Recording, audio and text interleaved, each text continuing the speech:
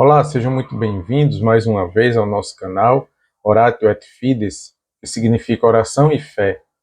Aqui nós nos encontramos todos os dias para meditar a palavra de Deus, para tentar entender aquilo que Jesus tem a nos dizer, a nos ensinar. Desde já eu peço a você que se inscreva no nosso canal aqui no YouTube, siga nosso perfil no Instagram, deixe o seu comentário, faça a sua pergunta se quiser, deixe o seu joinha e divulgue esse vídeo. Envie esse vídeo para mais pessoas através das suas redes sociais. Faça com que o reino de Deus aconteça em cada vez mais corações. Faça com que o reino de Deus chegue a cada vez mais pessoas, para que assim nós sejamos multiplicadores dessa palavra.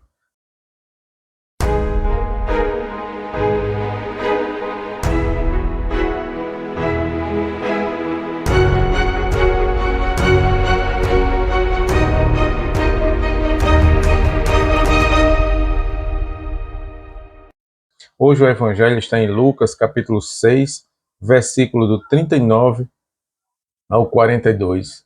Hoje Jesus nos ensina sobre como devemos cuidar para não sermos hipócritas. Jesus nos ensina sobre a necessidade da autocrítica. Peçamos a Deus a graça de sermos vigilantes nesse aspecto. Então, vamos ver o que Jesus tem para nos dizer hoje. Vamos rezar.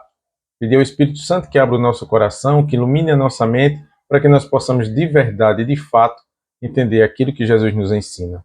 Em nome do Pai, e do Filho, e do Espírito Santo. Amém. Senhor, aqui estamos reunidos em Teu nome, com desejo de construir Teu reino. Que o Espírito Santo que enviaste aos nossos corações mantém viva a Tua presença em nós, nos ensina o que devemos refletir e os passos que devemos dar, para que, fortalecidos com Tua graça, possamos realizar os Teus desígnios. Seja Tu, Espírito Santo, inspirador do nosso discernimento e do nosso entendimento. Amém. Meus amados irmãos, então você desde já, se tiver condições e oportunidade, se você estiver em um local propício para isso, abra sua Bíblia. Abra a Bíblia no livro de São Lucas, capítulo 6, versículo do 39 ao 42.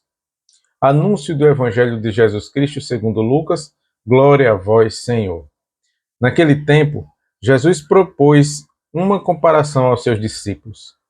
Pode acaso um cego guiar outro cego? Não cairão ambos na cova?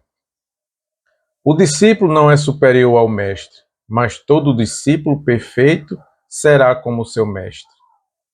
Porque vês tu o argueiro no olho do teu irmão e não reparas na trave que está no teu olho? Ou como podes dizer ao teu irmão, deixa-me, irmão, tirar do teu olho o argueiro, quando tu não vês a trave no teu olho? Hipócrita, tira primeiro a trave do teu olho, e depois enxergarás para tirar o argueiro do olho do teu irmão. Palavra da salvação, glória a vós, Senhor.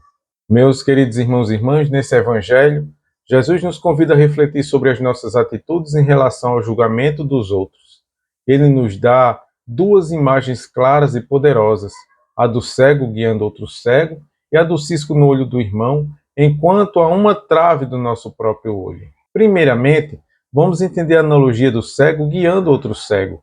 Aqui Jesus nos adverte sobre a responsabilidade que temos de cuidar da nossa vida espiritual antes de nos colocarmos como guias para os outros. Muitas vezes, achamos que podemos apontar os erros do outro e as fraquezas alheias. Muitas vezes estamos distantes de uma vida plenamente ajustada ao Evangelho. Como podemos guiar outros na fé se nós mesmos estamos cegos à verdade de nosso Senhor Jesus Cristo? Meus amados irmãos, em seguida Jesus fala sobre a trave e o cisco. É tão fácil perceber pequenas falhas nos outros e, ao mesmo tempo, ignoramos grandes falhas em nossas próprias vidas. A trave representa essas grandes falhas, aquelas que nos impedem de enxergar com clareza. Quando somos rápidos em criticar ou julgar, muitas vezes é porque não fizemos um exame honesto de nós mesmos. Meus irmãos, devemos sempre cuidar desse exame de consciência. Precisamos ser conscientes das nossas fraquezas, das nossas falhas, antes de apontarmos o dedo para o outro. Ou até mesmo antes de tentarmos ensinar algo a alguém, porque muitas vezes nem nós mesmos sabemos. Aqui o chamado de Jesus é para a humildade. Ele não nos diz para nunca ajudarmos ou aconselharmos nossos irmãos, mas sim que antes de fazermos isso, devemos nos purificar nossos corações e olhar para as nossas próprias falhas.